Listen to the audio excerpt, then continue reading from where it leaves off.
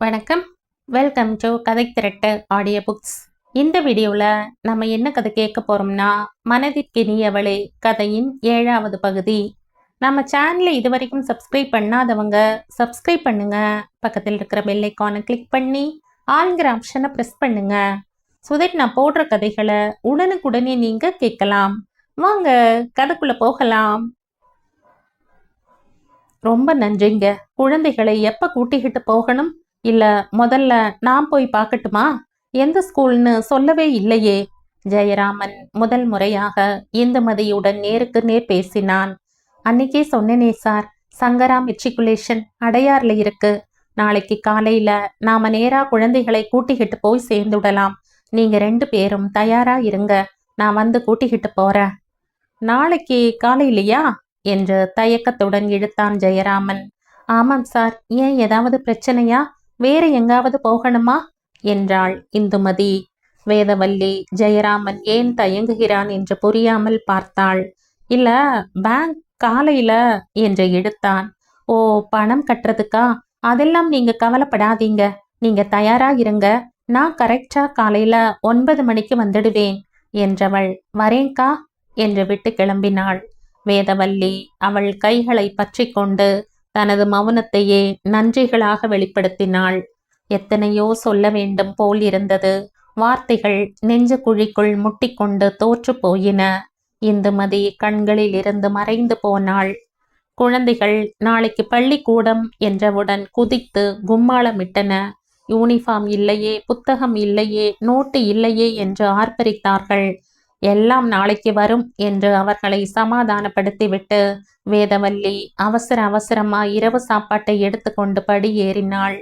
ஜெயராமனின் மனதுக்குள் இந்துமதி என்ற பறவை சுற்றி சுற்றி வந்து வட்டமிட்டது.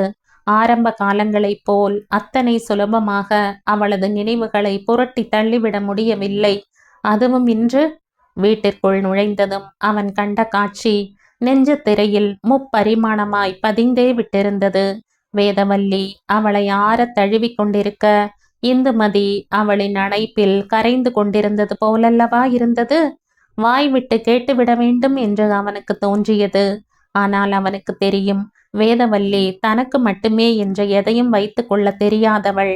எந்த ஒரு சிறு நிகழ்வையும் ஜெயராமனுடன் பகிர்ந்து கொள்ளவில்லை என்றால் அவளுக்கு இரத்த ஓட்டமே நின்று போய்விடும். அவளாகவே சொல்லட்டும் என்று எதிர்பார்ப்புடன் காத்திருந்தான். அவன் காத்திருப்பு வீண் போகவில்லை. வேதவல்லி வீட்டு பொறுப்புகளை எல்லாம் முடித்து கொண்டு படுக்கை அறைக்கு வந்தாள். இந்த வீட்டில் அவள் இதுவரை அனுபவித்திராத ஒரு சௌகரியம் சகுந்தலாவின் தயவால் கிடைத்திருக்கிறது. இங்கே குழந்தைகளுக்கு தனி படுக்கை அறை இருந்தது. அவர்களும் சந்தோஷமாய் தங்களுக்கு கொடுக்கப்பட்டிருந்த பரிபூரண சுதந்திரத்தை அனுபவித்தார்கள். படுக்கையறை என்பது பல நேரங்களில் பல இடங்களில் கொச்சைப்படுத்தப்படுவதாகவே தோன்றும். ஜெயராமனுக்கு இரு உடல்களுக்கிடையேயான மைதானமாகவே பெரும்பாலும் சித்தரிக்கப்பட்டு விடுகிறது. மாறாக பல நேரங்களில் கணவன் மனைவிகளுக்கிடையேயான உள்ள பரிமாறல்களுக்கு வழிவகுக்கும் தூய சந்நிதியாகவே தான் இருக்கும்.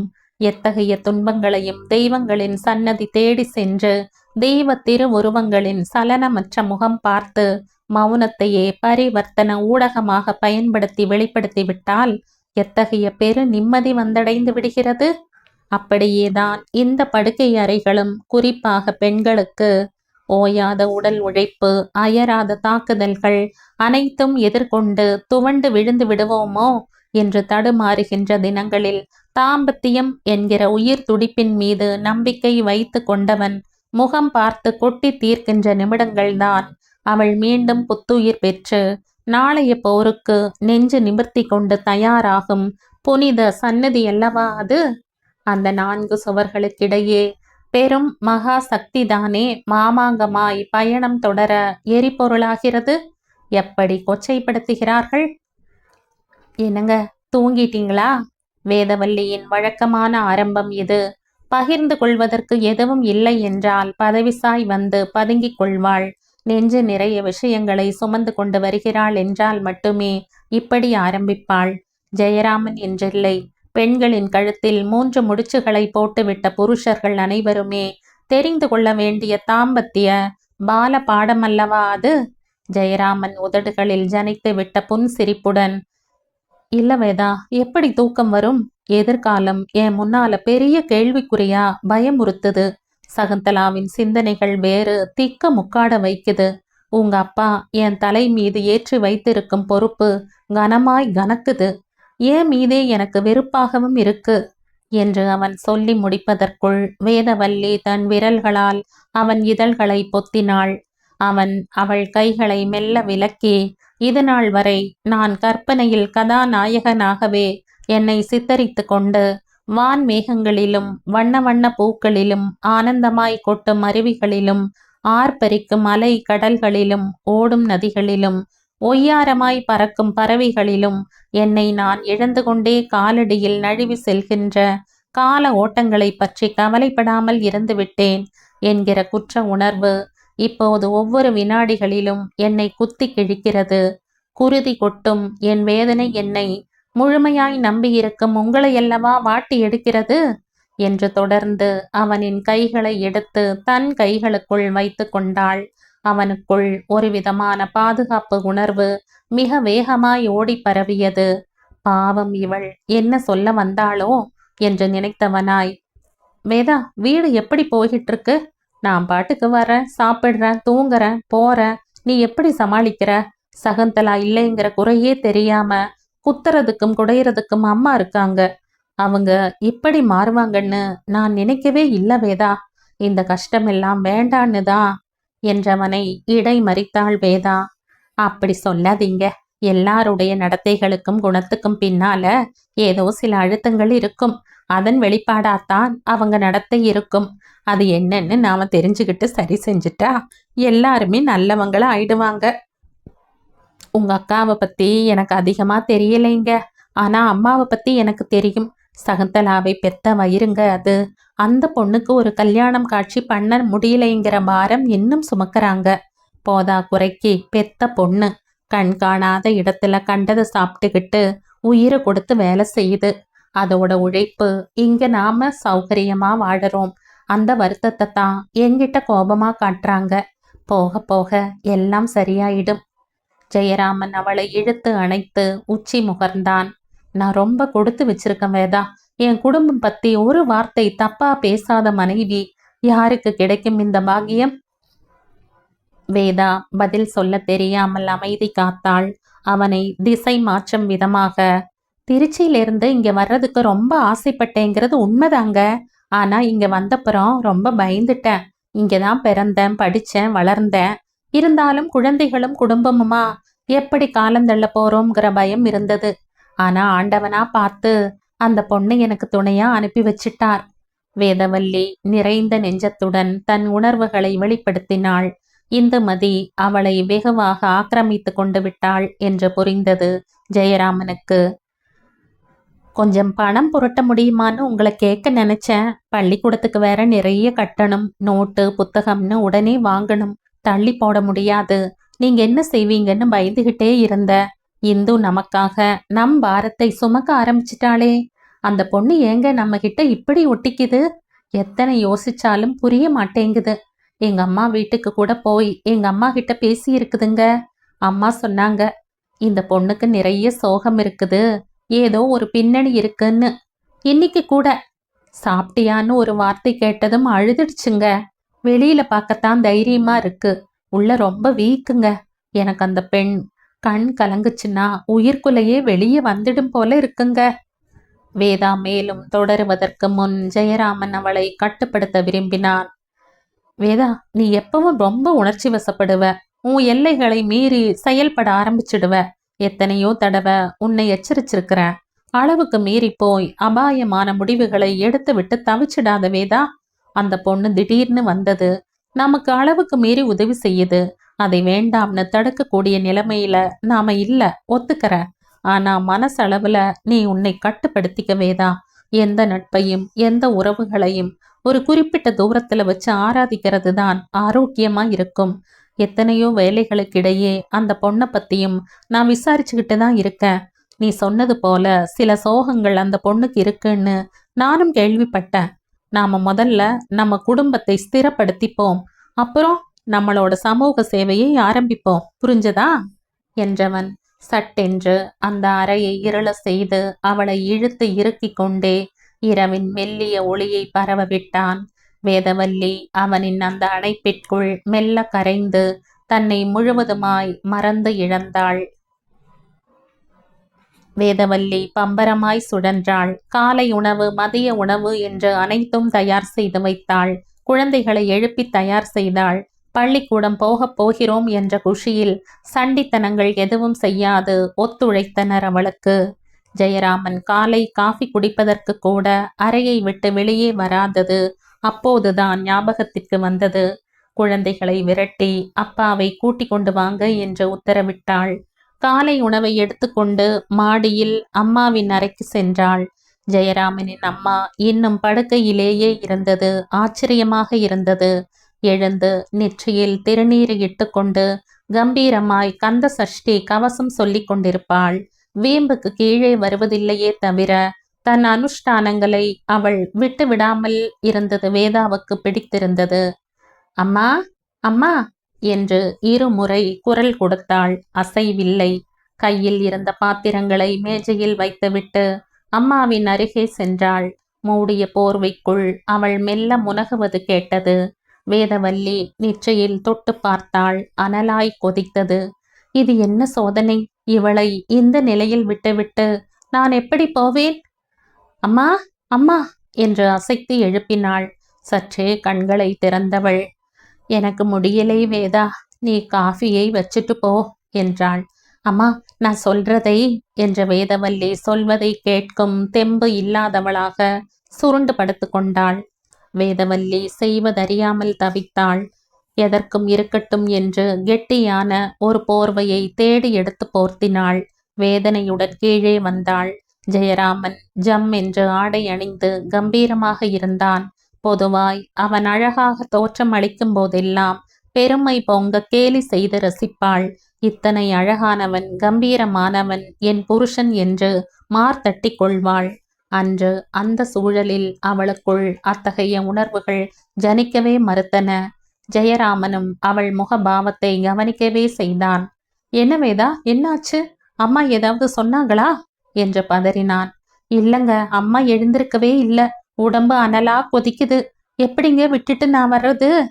வேதா, இங்க பள்ளிக்கூடத்துல எல்லாம் அம்மா அப்பா 2 பேரும் வந்து கையெழுத்து போடணும்பாங்க. கண்டிப்பா பார்க்கணும்னு சொல்வாங்க வேதா. எப்படிங்க முடியும்? எப்படி வர்றது? ஒரு அரை மணி நேரம் அம்மா தனியா இருக்கட்டும். பிரின்சிபலை பார்த்து நிலைமைய சொல்லிட்டு நீ உடனே கிளம்பி வந்துடு. அப்புறம் நான் பார்த்துக்கிறேன். வேதவல்லி இரு தலை கொள்ளி எறும்பாக துடித்தாள். எப்படி சமாளிப்பது என்று புரியவில்லை. அம்மாவுக்கு ஏதாவது ஒன்று ஆகிவிட்டால் நினைக்கவே பயமாக இருந்தது.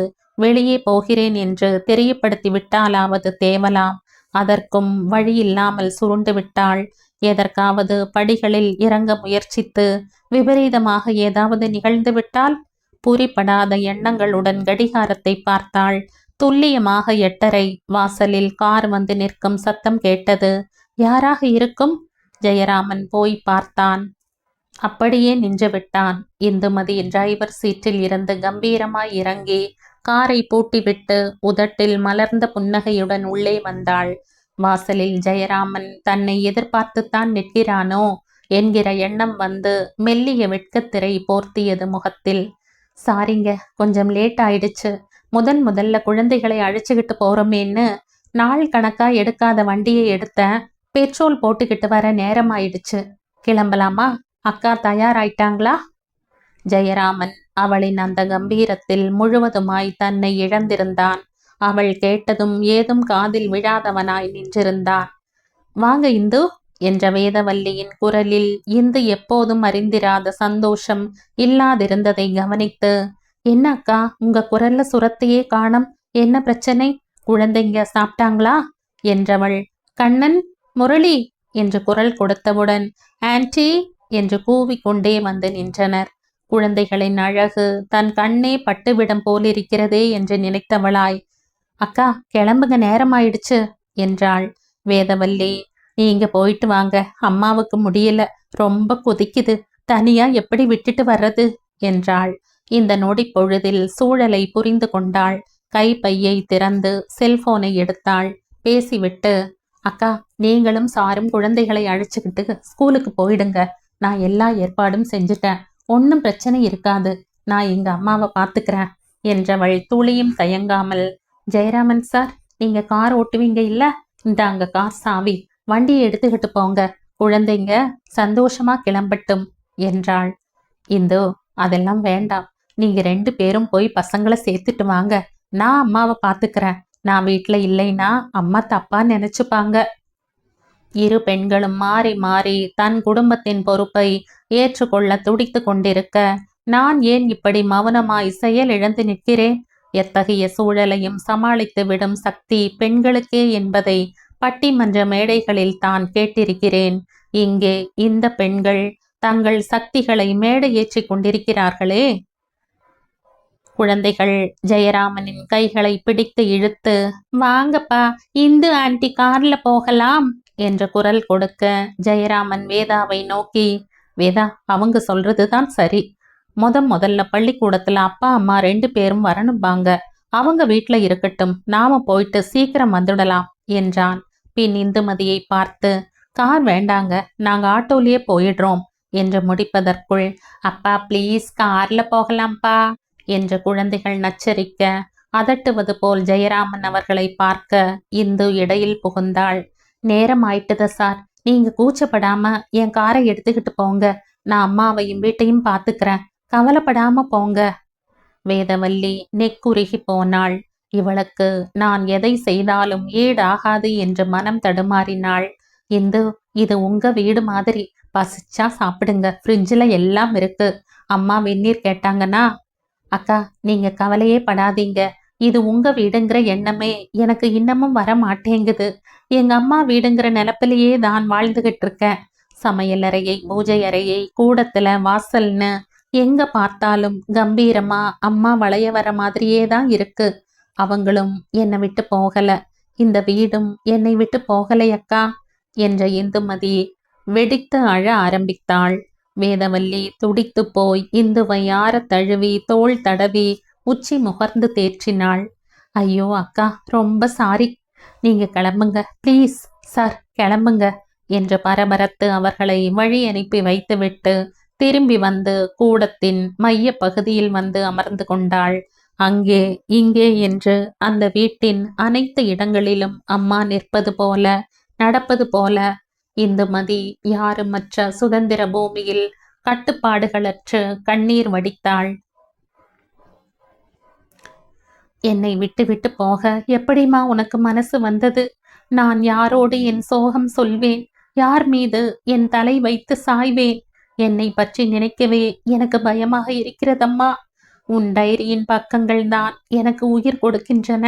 உன் எழுத்துக்கள் உன்னோடு நேரில் பேசுவது போலவே இருக்கிறது. அம்மா, உன் வருத்தங்களை நான் துடைப்பேன்.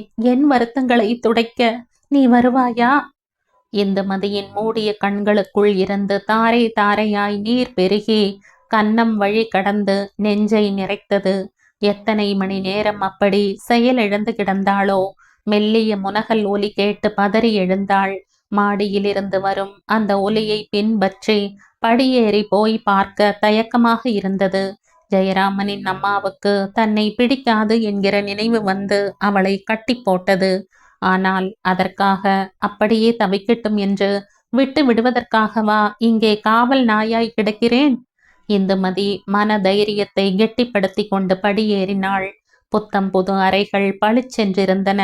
சகுந்தலா பார்த்து பார்த்து மெருகேற்றியிருந்தாள். அம்மா உயிரோடு இருக்கும்போதே இந்த வீட்டை புதுப்பிக்க வேண்டும் என்று எத்தனையோ ஆசைப்பட்டாள். எத்தனையோ கனவுகள் கண்டாள். எல்லாம் மடிந்து முடிந்து போகும் என்று நினைக்கவில்லை. இந்துமதி நிழலாய் தொடர்ந்த அம்மாவின் நினைவுகளுடன் முனகல் ஒலி வந்து கொண்டிருந்த அறைக்குள் நுழைந்து சுருண்டு படுத்திருக்கும் ஜெயராமனின் அம்மாவை நெருங்கினாள். அவள் ரொம்பவும் உருமாறி போயிருந்ததாகப்பட்டது. ரொம்பவும் பார்த்திருந்த ஞாபகம் இல்லை என்றாலும் கூட வயோதிகமும் தற்போதைய உடல் நிலையுமாக இந்த உருமாற்றம் நிகழ்ந்திருக்கலாம் என்று பட்டது. அம்மாவுக்கு அனலாய் கொதிக்குது என்ற வேதவல்லி படபடப்புடன் சொல்லிவிட்டு சென்றது நினைவுக்கு வந்தது. தொட்டு பார்க்கலாமா? தொட்டு விட்டால் விழித்தெழுந்து வாய்க்கு வந்தபடி பேசி விடுவாளோ? என்னை பிடிக்காதவளாக அல்லவா சித்தரித்து கொண்டிருக்கிறாள். இந்த வீட்டை வாங்குகின்ற அந்த காலகட்டங்களில் எத்தனை அன்பு ஒழுக தேன் கசிய பேசினாள், பழகினாள், என்னவெல்லாமோ சொல்லி மகிழ்ந்தாள். நடக்க சாத்தியமில்லாததையெல்லாம் சொல்லி என்னை மகிழ்ச்சியூட்டுவதாக நினைத்தாள். பாவம், அப்போதிலிருந்தே எனக்குள் முகம் தெரியாதிருந்த வேதவல்லியை பற்றிய கற்பனைகள் நீர்க்குமிழியாய் தோன்றி மறைந்து கொண்டிருந்தன. என்ன மனுஷி இவள் என்று அன்றில் இருந்தே என்னை தூரத்தில் நிறுத்தி கொண்டு விடத்தான் முடிவு செய்திருந்தேன். ஆனால் அம்மாவின் மனசை பிரதிபலித்த டைரியின் பக்கங்களும் அன்பாய் ஆதரவாய் பேசும் வேதவல்லியின் முகமும் என்னையும் மீறி இந்த வீட்டுடன் என்னை நெருக்குகிறதே. இந்துமதி அந்த அறையின் சுவர்களில் தன் பார்வையை சுழல விட்டாள். விதவிதமாய் சகந்தலாவின் படங்கள், சிலவற்றில் சாதாரணமாய், சிலவற்றில் தேவலாமே என்பவளாய் தோன்றினாள். எதிர் நிற்கும் ஆடவனை ஈர்க்கும் வசீகர கண்களோ கன்னங்களோ உதடுகளோ இன்றி அவள் அவளாய்த்தான் இருந்தாள். அது கூட சிலரை ஈர்க்கத்தானே செய்யும். இந்துமதியின் சிந்தனை சங்கிலி சற்றே ஓங்கி ஒலித்த முனகல் ஒலியால் தடைப்பட்டு போனது. பாவம், பிழிந்த துணியாய் கிடக்கிறாள். அவர்கள் வந்ததும் டாக்டரிடம் கூட்டி செல்ல சொல்லிவிட வேண்டும். இந்துமதி யோசித்தாள். வீட்டுக்கு வந்து போகும் டாக்டர்கள் யாரையாவது தனக்கு தெரியுமா என்று. சட்டென்று அப்படி ஒரு நபர் ஞாபகத்திற்கே வரவில்லை. இப்போதெல்லாம் ஹவுஸ் விசிட்களை டாக்டர்கள் குறைத்து கொண்டு விட்டார்களா, அல்லது அறவே முக்கியஸ்தர்களுக்கு மட்டும் என்று தீர்மானித்து விட்டார்களா என்று கூட தோன்றியது. இந்துமதி இனியும் காலம் கடத்த விரும்பவில்லை. பகல் 12 மணியாக போகிறது. பச்சை தண்ணி பல்லில் படாமல் கிடக்கிறாள். வேதவல்லி வைத்துவிட்டு போன காலை உணவு காய்ந்து கிடக்கிறது. எழுப்பி ஒரு வாய் பாலோ காஃபியோ கொடுக்கலாம். அவளுடைய எதிர்வினைகள் எத்தகையதாக இருந்தாலும் எதிர்கொண்டு விடலாம் என்று முடிவு செய்து இந்துமதி ஜெயராமனின் அம்மாவை மெல்ல தொடுவதற்கும் வேதவல்லி தன்னிடம் இருந்த இன்னொரு சாவி கொண்டு கதவை திறந்து உள்ளே வருவதற்கும் சரியாக இருந்தது. சத்தம் இல்லாமல் தான் உள்ளே வந்தாள். இந்துமதி காவலுக்கு இருப்பது அம்மாவுக்கு தெரிந்துவிட்டால் வினையாகிவிடப் போகிறதே என்று பூனை போல் நடந்து வந்தாள். கூடம் வெறிச்சென்றிருந்தது. இந்துமதி எங்கே போயிருப்பாள்? பாத்ரூமில் இருப்பாளோ? இல்லை அறைகளில் இருப்பாளோ? இல்லை சமையலறையில் ஏதாவது செய்கிறாளோ? இல்லை. வேதவல்லிக்கு மனம் படபடத்தது. அம்மாவை தனியே விட்டுவிட்டு வீட்டுக்கு போய்விட்டாளா? அப்படி செய்பவள் இல்லையே. சரி, அம்மாவை போய் பார்க்கலாம் என்று பவ்யமாய் படி ஏறினாள். மாடி நெருங்க நெருங்க சன்னமாய் வார்த்தைகள் காதில் விழுந்தன. அம்மாவின் குரலா? யாருடன் பேசுகிறாள்? தனக்குத்தானே பேசிக்கொள்ளும் அளவுக்கு ஆகிவிட்டாளா? அம்மாவின் அறை நெருங்கிக் கொண்டிருந்தது. வார்த்தைகள் சற்றே தெளிவாக காதுகளில் விழ ஆரம்பித்தன. நீங்க இப்படி பேசுறது கொஞ்சம் கூட நல்லா இல்லம்மா. அவங்க காதுல விழுந்தா துடிச்சு போயிடுவாங்க. வேதவல்லி ஆச்சரியப்பட்டு போனாள். இது இந்துவின் குரல் அல்லவா? எத்தனை உரிமையுடன் பேசுகிறாள் அம்மாவிடம். இது எப்படி சாத்தியம்? வேதவல்லி கூர்ந்து கவனிக்க தொடங்கினாள். இந்த பாரு இந்து, நேரம் கிடைச்சப்ப மனசை திறந்து பேசிடுறம்மா, என்னை விட்டுடு. அம்மாவின் கெஞ்சல் குரல் புதிதாக இருந்தது வேதவல்லிக்கு. இப்படி மறைந்து நின்று கேட்பதும் மனசாட்சி உறுத்தியது. ஆனால் தன்னை வெளிக்காட்டிக் கொள்வது தற்போது உகந்ததல்ல என்று திடப்படுத்தி கொண்டாள். இந்து அம்மாவை தடுத்து, உடம்பு அனலா கொதிக்குது, அக்கா வந்துட்டா டாக்டர் கிட்ட போயிடலாம், ஒரு வாய் காஃபியாவது குடிக்கிறீங்களா? அம்மாவுடனான இந்துவின் அந்யோன்யம் வியக்க வைத்தது. தன்னால் இப்படி இவளுடன் நெருங்க முடியவில்லையே என்ற ஏக்கமும் துளிர்த்தது. ஒன்றும் வேண்டாம் இந்து, என்ன கொஞ்சம் மனசு திறந்து பேச விடு. உங்க அம்மாவும் நானும் பள்ளி தோழிகள். ரொம்ப அழகி உங்க அம்மா. நான் ரொம்ப சுமார். பள்ளிக்கூடமே என்னை கேலி பண்ணும். எனக்கு ரொம்ப தாழ்வு மனப்பான்மை. அதனால படிக்கணும்னு ஆசை இருந்தும் கவனம் சிதறிடுச்சு. உங்க அம்மா தான் என்னை கை கொடுத்து தூக்கி விட்டா. ரொம்ப நல்ல மனசு, நல்ல சிநேகிதிகள் ஆயிட்டம். பௌர்ணமியும் அமாவாசையும் கூட கேலி பண்ணுவாங்க. ஆனா உங்க அம்மா மேல என் மேல வச்சிருந்த ஸ்நேகம் நாளுக்கு நாள் ஜாஸ்தியாச்சே தவிர குறையலை. ரொம்ப கனவு கண்டோம், ரொம்ப கோட்டை கட்டினோம். எனக்கு பிள்ளைகள் பிறந்தா உனக்கு, உனக்கு பிள்ளைகள் பிறந்தா எனக்குன்னு ஒட்டி பழகினோம். எனக்கும் மனசுக்குள்ள நிறைய ஆசைகள். ஆனா நீங்க ஐயர்மாருங்க, நாங்க வேற. சரியா வராதுங்கிற எண்ணத்துல என்னை நான் கட்டுப்படுத்திக்குவேன். ஆனா உங்கம்மா அப்படி இல்லை. அவங்களுக்கு மனுஷங்க தான் முக்கியம், அவங்க பொறப்பு இல்லை. ஆச்சாரமான சீர்திருத்தவாதி உங்க அம்மா. அம்மா போதும், நிறைய பேசிட்டீங்க, உடம்பு தாங்காது, அக்காவும் வந்துருவாங்க, நான் கீழே போறேன் என்றவளை, இந்தோ இது போல சந்தர்ப்பம் கிடைக்காது, என்னை தடுக்காதே என்று விட்டு தொடர்ந்தாள். உங்க அம்மா ஆசைப்பட்டது போல அவங்களுக்கு பிள்ளையும் எனக்கு பொண்ணும் பிறந்துச்சு. அதுவும் பொருத்தமா 1 வயசு வித்தியாசத்துல. சகுந்தலா என் மகனுக்கு தான்னு ரொம்ப சொல்வாங்க. அவ தலையெழுத்துன்னு ஒன்னு இருக்குல்ல. உங்க அண்ணன் வெளிநாடு போனவன், காதல் கத்திரிக்காய்ன்னு படாத பாடுபட்டான்.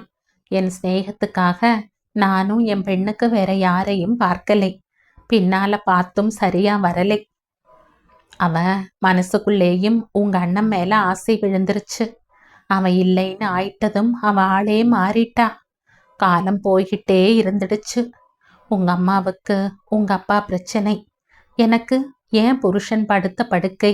உங்க அண்ணனுக்கு காதலும் அமையலை, என் பொண்ணுக்கு கல்யாணமும் அமையலை. அப்ப கூட உங்க அம்மா ஒரு நாள் திடீர்னு வந்து உன்னை பத்தி சொல்லி ஜெயராமனுக்கு கேட்டா. எனக்கும் என் சிநேகிதம்தான் பெருசா இருந்துச்சு. உனக்கு கர்ப்பப்பை பிரச்சனை, குழந்தை பிறக்காதுங்கிறது எனக்கு பெருசா தெரியலை. ஆனா சகுந்தலா தலை எடுத்தாச்சு வீட்ல. அவ குரலுக்கு மாத்து குரல் கொடுக்கிற தைரியம் இல்லை. ஜெயராமன் மேல ரொம்ப பிரியம் அவளுக்கு, வெளியில காட்ட மாட்டா. பொண்ணு நல்ல பொண்ணு, அதுக்காக எப்படி பண்றதுன்னுட்டா. அப்புறம்தான் என் மனசுல வேதவல்லி வந்து விழுந்தா. பாவம், அதுவும் நல்ல பொண்ணுதான். நீ இந்த வீட்டுக்கு வந்து போனதிலிருந்து என் மனசுல சின்ன சலனம். இப்பதான் ஜெயராமனுக்கு 2 குழந்தைகளாச்சு. தனியா திண்டாடுறத பார்த்துக்கிட்டு என்னால சும்மா இருக்க முடியலை. உங்க அம்மா எனக்கு எத்தனையோ செஞ்சிருக்கா, அதுக்கெல்லாம் நன்றியா? உன்னை ஏன் இந்த வீட்டு மருமகளா ஏத்துக்க கூடாதுன்னு? வேதவல்லி உறைந்து போனாள். கேட்க கூடாத வார்த்தைகள் அவள் காதில் வந்து விழுந்து நெஞ்சுக்குள் ஈட்டியாய் பாய்ந்தன. ஆனால் சில நொடி பொழுதுகளில் சுதாரித்து கொண்டாள். இந்துவின் குரல் தெளிவாய் கேட்டது. அம்மா, உங்களுக்கே நல்லா இருக்கா இப்படி பேசுறது?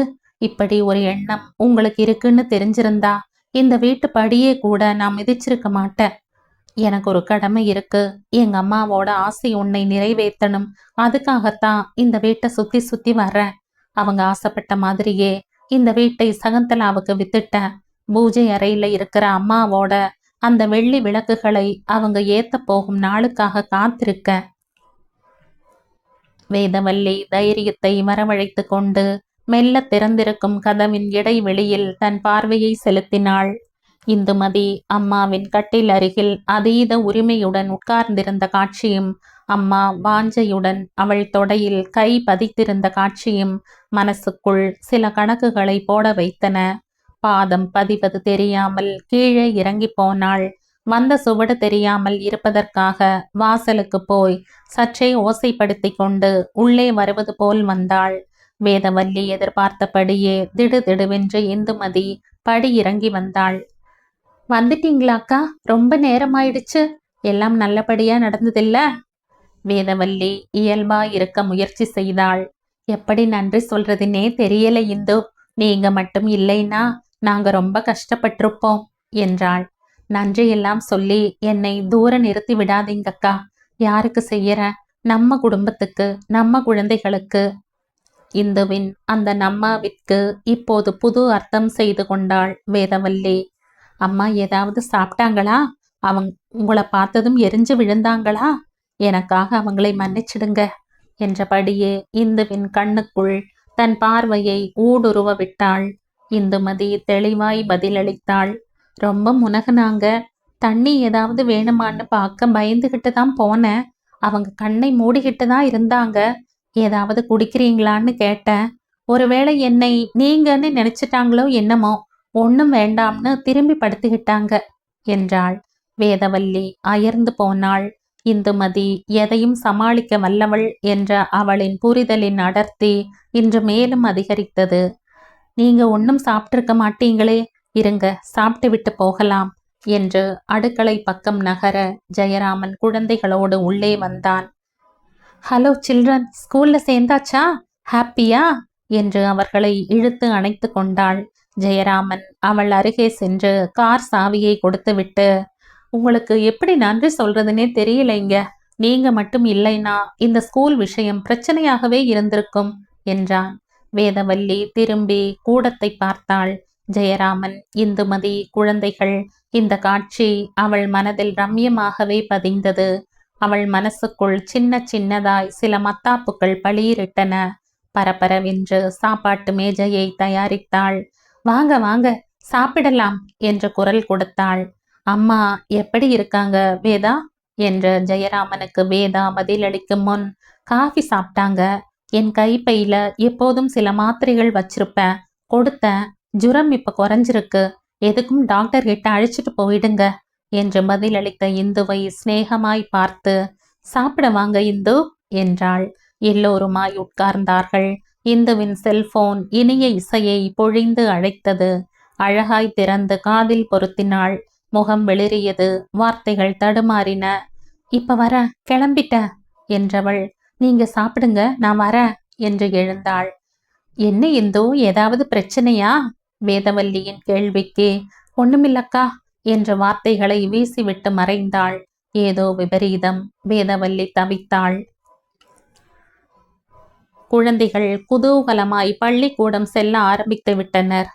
அம்மா கொஞ்சம் உடம்பு தேறி உட்கார்ந்தாள். ஆனால் ஏனோ துவண்டு துவண்டு படுத்து கொண்டதை வேதவல்லி கவனிக்கவே செய்தாள். அவளுக்கு உடல் துன்பத்தை விட மனத்துன்பம் வாட்டி எடுக்கிறது என்பதை புரிந்து கொண்டாள். காதில் விழுந்த விஷயங்களை நெஞ்சுக்குள்ளே பூட்டி வைத்து தோன்றும் போதெல்லாம் திறந்து பார்த்து குடும்பத்தின் ரகசியங்களை அலசி ஆவண செய்வதும் தன் கடமையல்லவா என்று அடிக்கடி சிந்தனையில் மூழ்கினாள். இந்துமதி என்கிற பூவும் மனம் வீச வேண்டும், சகந்தலா என்கிற பாறையும் இழக வேண்டும். இறைவா, எனக்குள் இறங்கி இதனை நிறைவேற்றி கொடு என்று தெய்வ திருவுருவங்களை பார்க்கும் போதெல்லாம் வேண்டினாள். என்ன காரணமோ தெரியவில்லை, இந்துவை சில நாட்களாய் காணவில்லை. ஏன் வரவில்லை ஏன் வரவில்லை என்று யோசித்துக் கொண்டிருந்த போதுதான் இந்துவை பற்றிய எந்த விவரங்களையும் தான் இதுவரை கேட்டுக்கொள்ளாதது மனதை உறுத்தியது. எப்படி சுயநலமாய் நான் மூழ்கி போனேன். என் குடும்பம், என் குழந்தைகள் என்று என்னை நிலை நிறுத்தி கொள்ளவே இதுவரை இந்த பெண்ணை நான் பயன்படுத்தியிருக்கிறேன். எப்படி இப்படி நான் குறுகி போனேன்? அவள் எங்கிருக்கிறாள்? ஒரு நாள் கூட அவள் வீட்டிற்கு போய் அவளை பார்க்க வேண்டும் என்று ஏன் தோன்றாமல் போய்விட்டது? வேதவல்லி வெட்கப்பட்டாள். எப்போதோ அவள் இந்து தன் வீட்டு தொலைபேசி எண் கொடுத்து சென்றது ஞாபகம் இருக்கிறதே. தேடினாள் தேடினாள், கிடைத்த பாடில்லை. ஜெயராமன் ஏதாவது எழுதி வைத்திருப்பானோ? படுக்கை அறையில் அவள் படிக்க உட்காரும் மேஜையில் அதை இதையும் புரட்டி பார்த்தாள், கிடைக்கவில்லை. ஜெயராமனையே கேட்கலாம் என்று அவன் அலுவலகத்தின் நம்பரை தேடினாள். அப்போதுதான் அதுவும் தன்னிடம் இல்லாதது புரிந்தது. வரட்டும் என்று இருந்து விடவும் மனசில்லை. வேதவல்லி குட்டி போட்ட பூனையாய் நடை போட்டாள். குழந்தைகள் வருகிற நேரம் வேறு. வீட்டை பூட்டி கொண்டு எங்கும் போய்விட முடியாது. வேதவல்லி தன்னை கட்டுப்படுத்தி கொண்டு நாற்காலியில் சாய்ந்தாள். தன்னை அறியாமல் கண்களை மூடிக்கொண்டாள். மூடிய கண்களுக்குள் கூடத்தில் என்றோ கண்ட காட்சி கச்சிதமாய் இடம் பிடித்தது. ஜெயராமன், இந்து, குழந்தைகள், எத்தனை அழகாயிருக்கிறது. ஜெயராமனின் அருகே இந்துமதி கச்சிதமாய் பொருந்தினாள். அவனுடைய சிவப்புக்கும் அவளுடைய சிவப்புக்கும் அம்சமாய் பொருந்தியது. அவனுடைய கம்பீரமும் அவளுடைய கம்பீரமும் கண்களுக்கு நிறைவாக இருந்தது. என்ன பொருத்தம் என்று நான் அவர் மீது ஆசைப்பட்டு வளைத்தும் போட்டு கொண்டு விட்டேன். இறைவா, எல்லாம் வைத்த நீ இந்துவுக்கு இப்படி ஒரு குறையை ஏன் வைத்து விட்டாய்? ஒருவேளை நீ போட்டு வைத்திருக்கும் கணக்குதான் இப்போதெல்லாம் என் மனசில் புகுந்து கொண்டு என்னை ஆட்டி படைக்கிறதோ? இந்துவுக்கு இந்த குறை இல்லை என்றால் இந்த வீட்டில் இப்படி வளைய வந்து கொண்டிருக்க மாட்டாளோ? எங்காவது வாழ்க்கை பட்டு போய் யாருக்காவது வாரிசுகளை பெற்றுக் கொடுத்து வாழ்ந்திருப்பாளோ? இந்துவின் இந்த படைப்புக்கு ஏதோ ஒரு அர்த்தத்தை இறைவன் வைத்திருப்பான். அது ஏன் எனக்கு புரிய மாட்டேன் என்கிறது? ஒருவேளை அதற்கான வேளை வரும்போது அந்த புரிதல் தனக்குள் வந்து விடுமோ? ஓவென்று கத்திக்கொண்டு குழந்தைகள் உள்ளே வந்தார்கள். அம்மா, இன்னைக்கு எங்க கிளாஸ்ல எங்க டீச்சர் என்று மாறி மாறி பள்ளிக்கூட கதை சொன்னார்கள். வேதவல்லிக்கு பொதுவாய் இந்த நேரம் ரொம்ப பிடிக்கும். குழந்தைகள் ரொம்ப ஆர்வமாய் தங்கள் பள்ளி கதைகளை தங்களுக்கே உரிய குழந்தைத்தனங்களுடனும் உடல் சேஷ்டைகளுடனும் மழலை தன்மையுடனும் அம்மாவிடம் கொட்டிவிட துடிக்கும். இந்த தருணங்களை வேதவல்லி ஒரு சராசரி அம்மாவாக ஆனந்தமாய் ரசிப்பாள். குழந்தைகளோடு குழந்தையாய் மாறிப்போய் தானும் பகிர்ந்து கொள்வாள். செல்லமாய் தண்டிப்பாள். இன்று ஏனோ அதற்கெல்லாம் மனமில்லாமல் இருந்தது. குழந்தைகள் தங்கள் கதைகளை ஆரம்பிப்பதற்கு முன்பே, பாட்டிக்கு உடம்பு முடியலை, அம்மாவுக்கும் தலைவலி தாங்கலை, அதனால பாலை குடிச்சிட்டு நல்ல பிள்ளைங்களா விளையாட போகணும்னு செல்லமாய் உத்தரவு போட்டாள். அம்மா, ப்ளீஸ் ப்ளீஸ் என்று கெஞ்சிய குழந்தைகளிடம், சொன்னா கேட்கணும், ராத்திரி உங்க ரூம்ல அம்மா வந்து கேட்பேன், பிராமிஸ் என்றாள். அம்மா தங்களுடன் படுத்துக்கொள்ளப் போகிற அந்த வாய்ப்பை இழக்க மனமில்லாமல் விளையாட போனார்கள். வேதவல்லி நிம்மதி பெருமூச்சு விட்டாள்.